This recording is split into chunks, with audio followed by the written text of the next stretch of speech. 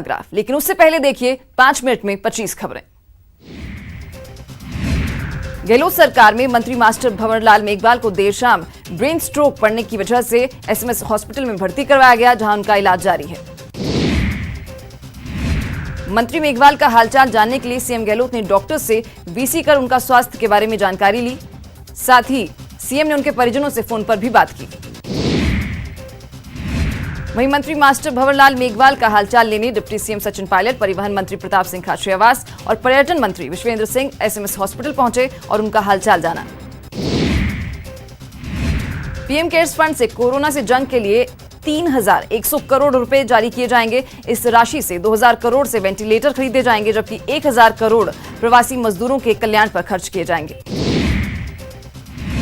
प्रधानमंत्री नरेंद्र मोदी ने कोरोना संकट से बाहर निकलने के लिए 20 लाख करोड़ रुपए के पैकेज के ऐलान के बाद बुधवार को वित्त मंत्री निर्मला सीतारमण ने सेक्टर आधारित पैकेज का ऐलान किया।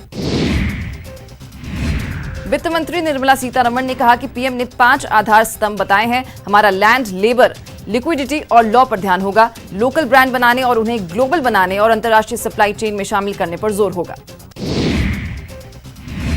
वित्त मंत्री निर्मला सीतारमण ने कहा कि 6 मेजर स्टेप एमएसएमई के लिए उठाए जा रहे हैं। एमएसएमई को 3 लाख करोड़ रुपए का लोन दिया जाएगा। एमएसएमई को मिले बूस्टर डोज पर गृहमंत्री शाह ने ट्वीट कर लिखा है कि इन चुनौतीपूर्ण समय में मेक इन इंडिया को बढ़ावा देने के लिए एमएसएमई और अन्य कंपनियों की मदद करें जो विदेश की बड़ी कंपनियों से मात खाती हैं। कांग्रेस नेता और पूर्व वित्त मंत्री पी चिदंबरम ने इस पैकेज पर निराशा जताते हुए कहा कि सरकार ने सिर्फ हेडलाइन पकड़ी, जबकि पूरा पेज खाली था। प्रदेश बीजेपी अध्यक्ष सतीश पूनिया ने आर्थिक पैकेज के ऐलान का स्वागत किया है। पूनिया ने कहा कि हर वर्ग को ध्यान में रखकर इस पैकेज का ऐलान किया गया। इससे सभी सेक्टर को आत्मनिर्भर बनने में मदद मिलेगी। पश्चिम बंगाल की मुख्यमंत्री ममता बनर्जी ने प्रधानमंत्री नरेंद्र मोदी के आर्थिक पैकेज को देश की जनता के साथ धोखा बताया है और कहा कि ये बिग जीरो है। ममता बनर्जी ने कहा कि लोगों को उम्मीद थी कि प्रधानमंत्री देशवासियों को कुछ देंगे, लेकिन वो चले गए हैं, उन्हें कुछ नहीं मिला।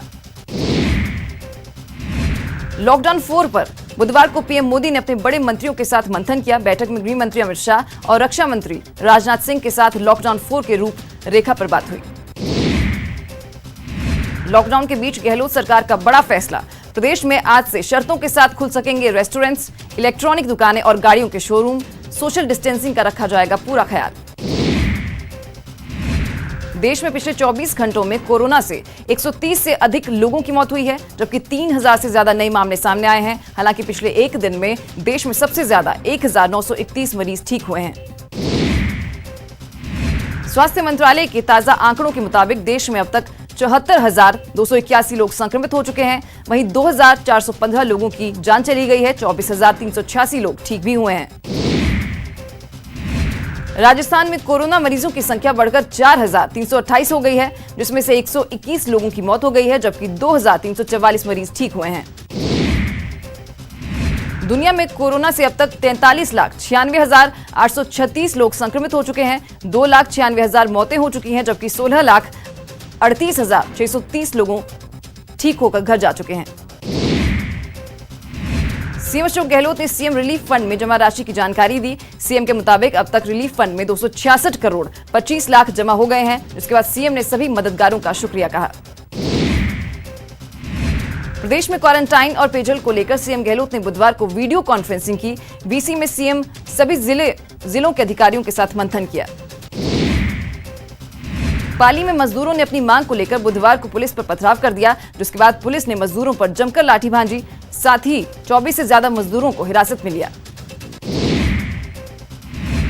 विदेश में फंसे भारतीयों को लाने का दूसरा फेज 16 मई से शुरू होगा।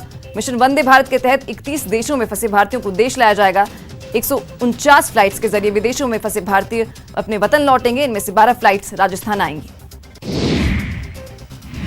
स्पेशल ट्रेनों के बाद अब रेल मंत्रालय मेल और एक्सप्रेस ट्रेन चलाने की तैयारी कर रहा है। इन ट्रेनों के लिए टिकटों की बुकिंग IRCTC की वेबसाइट से ही हो सकेगी।